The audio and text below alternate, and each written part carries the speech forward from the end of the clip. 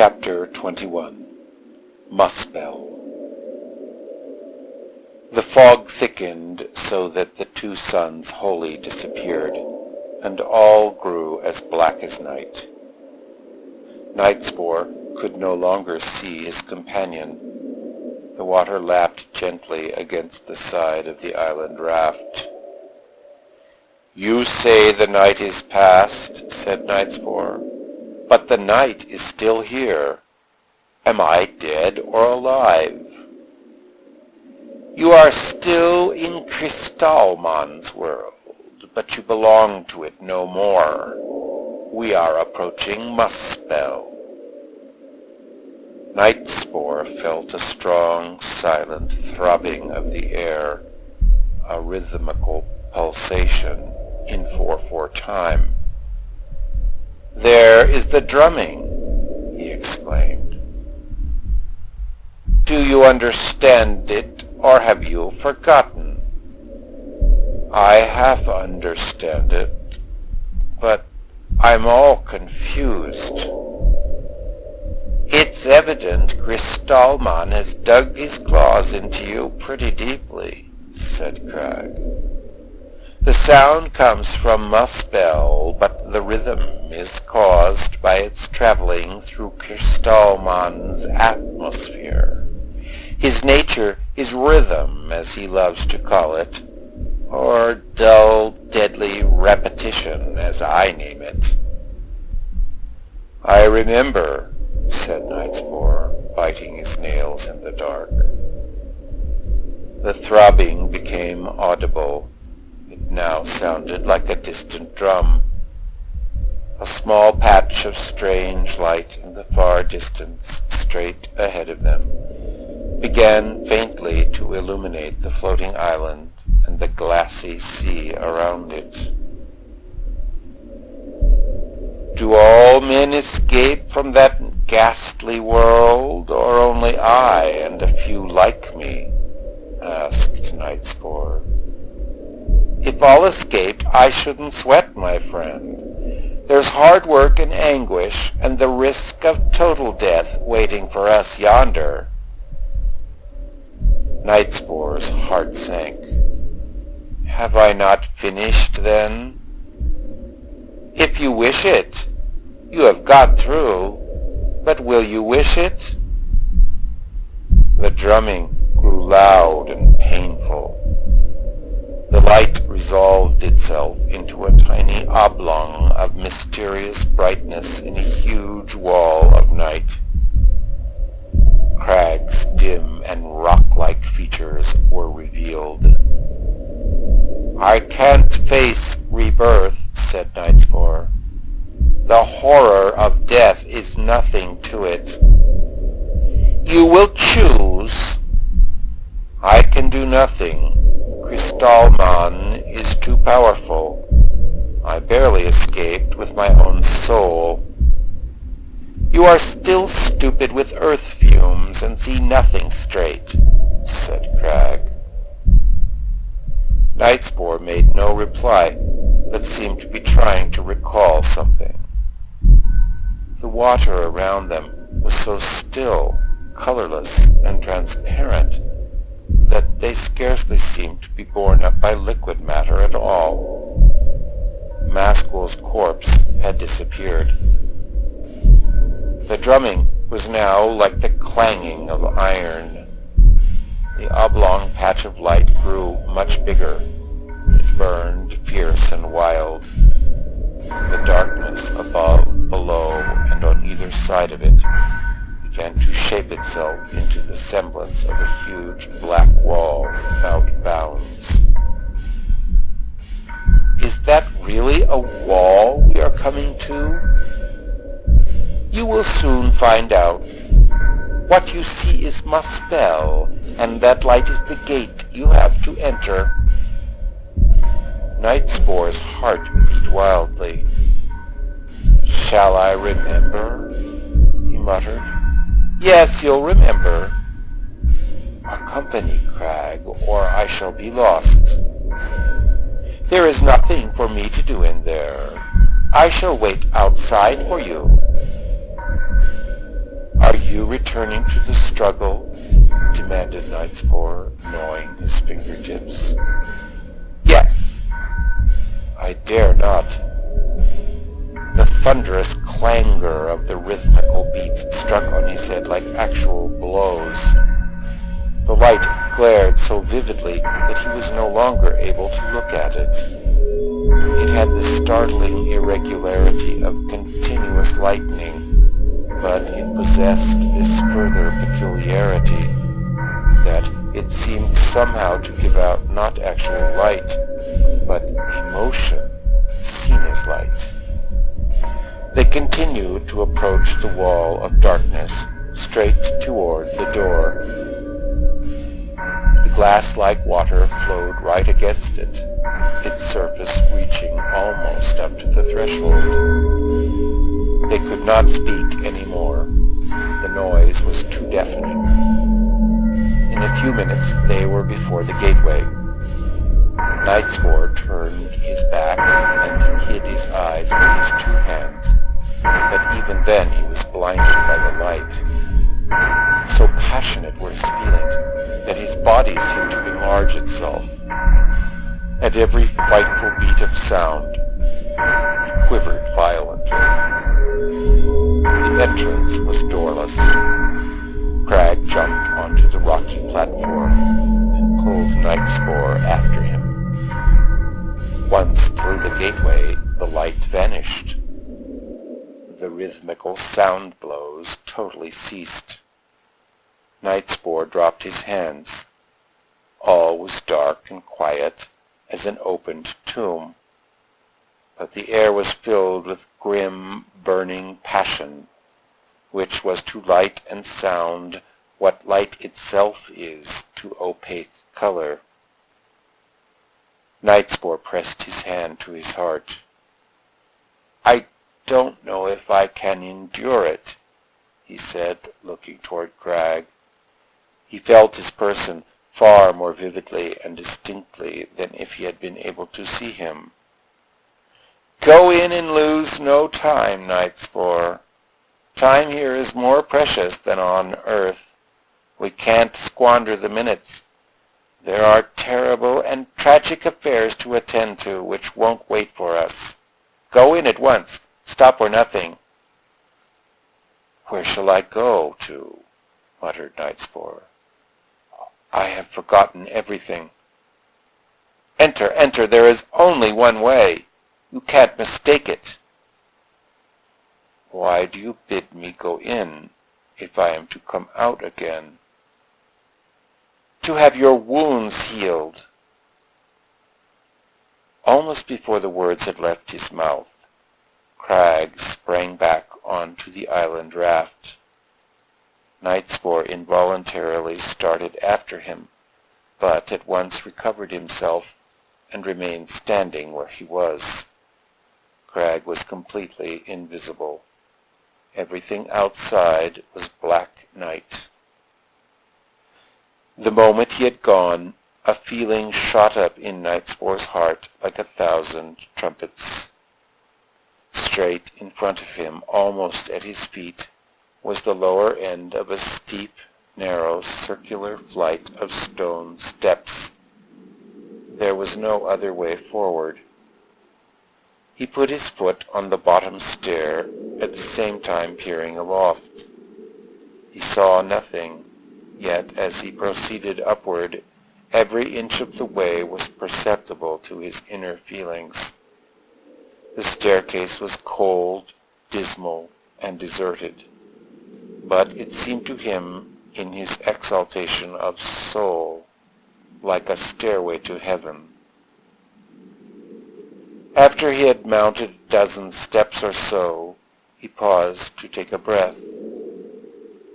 Each step was increasingly difficult to ascend. He felt as though he were carrying a heavy man on his shoulders. It struck a familiar chord in his mind. He went on and on, 10 stairs higher up, and came to a window set in a high embrasure. Onto this he clambered and looked through. The window was a sort of glass, but he could see nothing. Coming to him, however, from the world outside, a disturbance of the atmosphere struck his senses, causing his blood to run cold. At one moment it resembled a low, mocking, vulgar laugh, traveling from the ends of the earth. At the next, it was like a rhythmical vibration of the air, the silent, continuous throbbing of some mighty engine. The two sensations were identical, yet different. They seemed to be related in the same manner as soul and body. After feeling them for a long time, Nightspore got down from the embrasure and continued his ascent, having meanwhile grown very serious. The climbing became still more laborious, and he was forced to stop at every third or fourth step to rest his muscles and regain breath. When he had mounted another 20 stairs in this way, he came to a second window. Again he saw nothing. The laughing disturbance of the air, too, had ceased, but the atmospheric throb was now twice as distinct as before, and its rhythm had become double.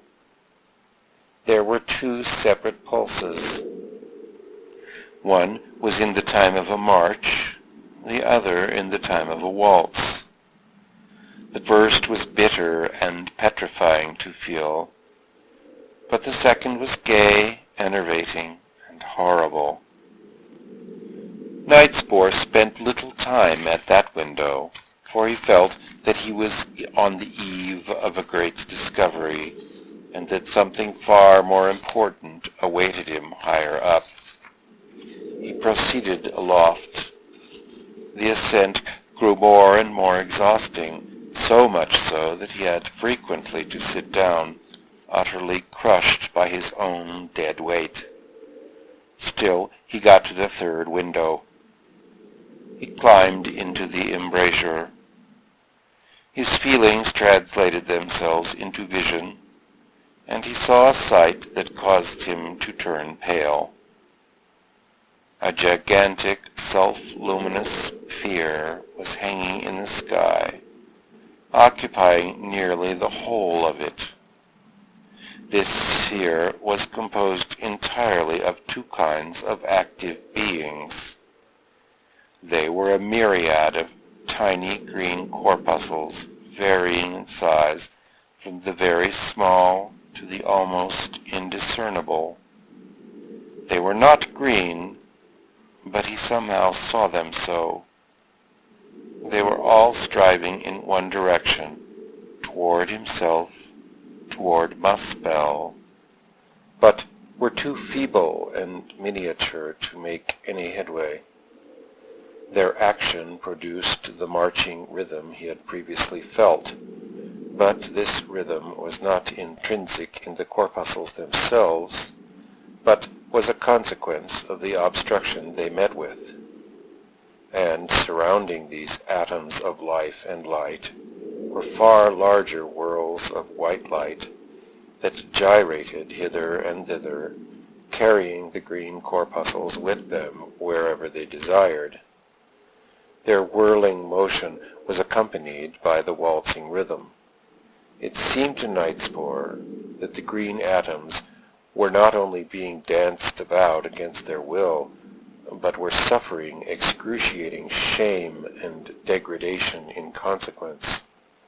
The larger ones were steadier than the extremely small. A few were even almost stationary, and one was advancing in the direction it wished to go. He turned his back to the window, buried his face in his hands, and searched in the dim recesses of his memory for an explanation of what he had just seen. Nothing came straight, but horror and wrath began to take possession of him. On his way upward to the next window, invisible fingers seemed to him to be squeezing his heart and twisting it about here and there. but he never dreamed of turning back. His mood was so grim that he did not once permit himself to pause. Such was his physical distress by the time that he had clambered into the recess, that for several minutes he could see nothing at all. The world seemed to be spinning round him rapidly. When at last he looked, he saw the same sphere as before, but now all was changed on it. It was a world of rocks, minerals, water, plants, animals, and men. He saw the whole world at one view, yet everything was so magnified that he could distinguish the smallest details of life. In the interior of every individual, of every aggregate of individuals, of every chemical atom, he clearly perceived the presence of the green corpuscles. But according to the degree of dignity of the life form, they were fragmentary or comparatively large. In the crystal, for example, the green imprisoned life was so minute as to be scarcely visible. In some men it was hardly bigger, but in other men and women it was 20 or 100 times greater. But, great or small, it played an important part in every individual. It appeared as if the whirls of white light, which were the individuals, and plainly showed themselves beneath the enveloping bodies, were delighted with existence and wished only to enjoy it. But the green corpuscles were in a condition of eternal discontent, yet blind and not knowing which way to turn for liberation, kept changing form as though breaking a new path by way of experiment. Whenever the old grotesque became metamorphosed into the new grotesque, it was in every case the direct work of the green atoms, trying to escape toward Muspel, but encountering immediate opposition. These subdivided sparks of living, fiery spirit were hopelessly imprisoned in a ghastly mush of soft pleasure. They were being effeminated and corrupted, that is to say, absorbed in the foul, sickly, enveloping forms. Nightspore felt a sickening shame in his soul as he looked on at that spectacle. His exaltation had long since vanished. He bit his nails and understood why Cragg was waiting for him below. He mounted slowly to the fifth window.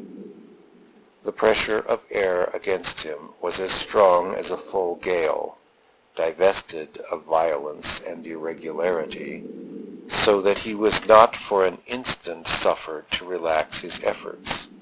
Nevertheless, not a breath stirred. Looking through the window, he was startled by a new sight. The sphere was still there, but between it and the Muspel world in which he was standing, he perceived a dim, vast shadow without any distinguishable shape, but somehow throwing out a scent of disgusting sweetness. Nightspore knew that it was Crystalman.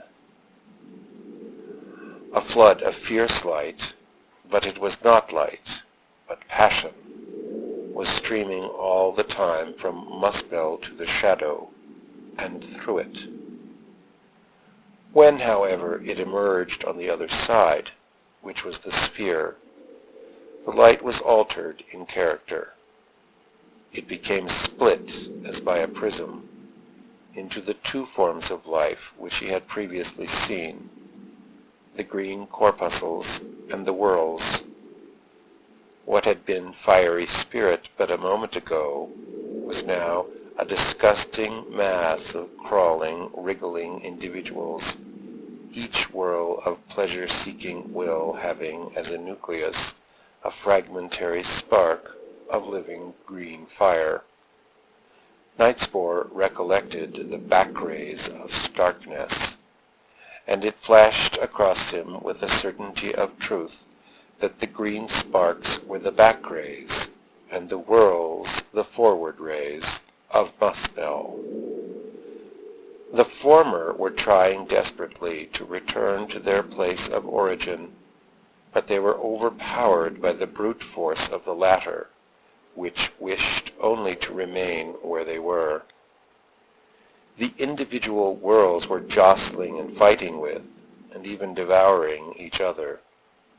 This created pain, but whatever pain they felt, it was always pleasure that they sought. Sometimes the green sparks were strong enough for a moment to move a little way in the direction of Muspel. The whirls would then accept the movement, not only without demur, but with pride and pleasure, as if it were their own handiwork. But they never saw beyond the shadow. They thought that they were traveling toward it. The instant the direct movement wearied them, as contrary to their whirling nature, they fell again to killing, dancing, and loving. Knightspore had a foreknowledge that the sixth window would prove to be the last. Nothing would have kept him from ascending to it, for he guessed that the nature of Kristallman himself would there become manifest. Every step upward was like a bloody life and death struggle. The stairs nailed him to the ground. The air pressure caused blood to gush from his nose and ears. His head clanged like an iron bell. When he had fought his way up a dozen steps, he found himself suddenly at the top. The staircase terminated in a small bare chamber of cold stone, possessing a single window. On the other side of the apartment, another short flight of stairs mounted through a trap, apparently to the roof of the building. Before ascending these stairs, Knightspore hastened to the window and stared out. The shadow form of Kristallman had drawn much closer to him and filled the whole sky, but it was not a shadow of darkness, but a bright shadow. It had neither shape nor color, yet in some way suggested the delicate tints of early morning. It was so nebulous that the sphere could be clearly distinguished through it. In extension, however, it was thick. The sweet smell emanating from it was strong, loathsome, and terrible. It seemed to spring from a sort of loose, mocking slime, inexpressibly vulgar and ignorant. The spirit stream from Muspel flashed with complexity and variety. It was not below individuality, but above it. It was not the one or the many, but something else far beyond either. It approached Kristallman, and it entered his body, if that bright mist could be called a body. It passed right through him, and the passage caused him the most exquisite pleasure. The Muspel stream was Kristallman's food. The stream emerged from the other side onto the sphere in a double condition. Part of it reappeared intrinsically unaltered, but shivered into a million fragments. These were the green corpuscles. In passing through Kristallman, they had escaped absorption by reason of their extreme minuteness. The other part of the stream had not escaped. Its fire had been abstracted, its cement was withdrawn, and after being fouled and softened by the horrible sweetness of the host, it broke into individuals, which were the whirls of living will. Nightspore shuddered. He comprehended at last how the whole world of will was doomed to eternal anguish in order that one being might feel joy. Presently he set foot on the final flight leading to the roof, for he remembered vaguely that now only that remained. Halfway up he fainted, but when he recovered consciousness, he persisted as though nothing had happened to him. As soon as his head was above the trap, breathing the free air, he had the same physical sensation as a man stepping out of water. He pulled his body up and stood expectantly on the stone-floored roof, looking round for his first glimpse of Muspel. There was nothing. He was standing upon the top of a tower, measuring not above 15 feet each way. Darkness was all around him. He sat down on the stone parapet with a sinking heart. A heavy foreboding possessed him. Suddenly, without seeing or hearing anything, he had the distinct impression that the darkness around him, on all four sides, was grinning. As soon as that happened, he understood that he was wholly surrounded by Kristallman's world, and that Muspel consisted of himself and the stone tower on which he was sitting. Fire flashed in his heart.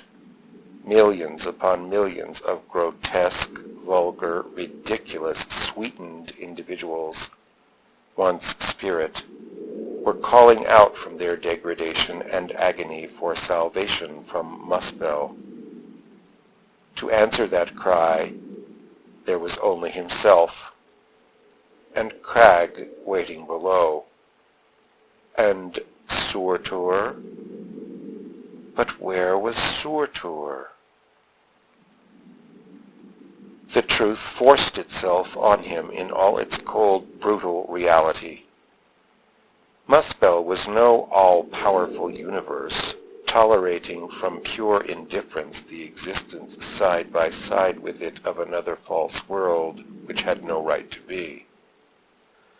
Muspel was fighting for its life against all that is most shameful and frightful, against sin masquerading as eternal beauty, against baseness masquerading as nature, against the devil masquerading as God. Now he understood everything. The moral combat was no mock one, no Valhalla, where warriors are cut to pieces by day and feast by night, but a grim death struggle in which what is worse than death, namely spiritual death, inevitably awaited the vanquished of Muspel. By what means could he hold back from this horrible war? During those moments of anguish, all thoughts of self, the corruption of his life on earth, were scorched out of Nightspore's soul, perhaps not for the first time. After sitting a long time, he prepared to descend. Without warning, a strange, wailing cry swept over the face of the world. Starting in awful mystery, it ended with such a note of low and sordid mockery that he could not doubt for a moment whence it originated. It was the voice of Kristallman. Crag was waiting for him on the island raft. "Have you seen everything?" "The struggle is hopeless," muttered Nightspore. "Did I not say that I am the stronger?" "You may be the stronger, but he is the mightier." "I am the stronger and the mightier." Kristallman's empire is but a shadow on the face of Muspel. But nothing will be done without the bloodiest blows. What do you mean to do? Nightspore looked at him strangely. Are you not Surtur Crag? Yes. Yes, said Nightspore in a slow voice, without surprise. But what is your name on Earth? It is Pain. That, too, I must have known. He was silent for a few minutes. Then he stepped quietly onto the raft. Crag pushed off, and they proceeded into the darkness.